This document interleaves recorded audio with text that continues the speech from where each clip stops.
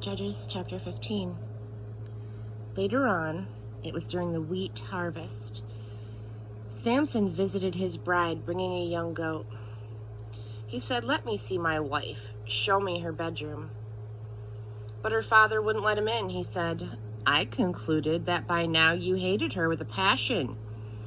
So I gave her to your best man, but her little sister is even more beautiful. Why not take her instead?"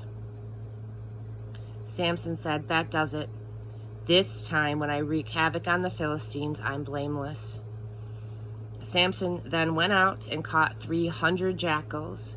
He lashed the jackal's tail together in pairs and tied a torch between each pair of tails. He then set fire to the torches and let them loose in the Philistine fields of ripe grain. Everything burned, both stacked and standing grain, vineyards and olive orchards, everything. The Philistines said, "Who did this?" They were told, "Samson, son-in-law of the Timnite, who took his bride and gave her to his best man."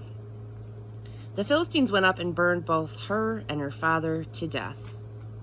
Samson then said, "If this is the way that you're going to act, I swear I'll get even with you. And I'm not quitting till the job's done." With that, he tore into them, ripping them from limb to limb, a huge slaughter. Then he went down and stayed in a cave at Edom Rock. The Philistines set out and made a camp in Judah, preparing to attack Lehi, which means jawbone. When the men of Judah asked, "Why have you come up against us?" they said, "We're out to get Samson. We're going after Samson to do to him what he did to us." 3 companies of men from Judah went down to the cave at Edom Rock and said to Samson, "Don't you realize that the Philistines already bully us and lord it over us? So what's going on with you, making things even worse?" He said, "It was tit for tat. I only did to them what they did to me." They said, "Well, we've come down here to tie you up and turn you over to the Philistines." Samson said, "Just promise not to hurt me." "We promise," they said. "We will tie you up and surrender you to them, but believe us, we won't kill you." They proceeded to tie him with new ropes and let him up from the rock. As he approached Lehi, the Philistines came to meet him, shouting in triumph. And then the Spirit of God came on him with great power.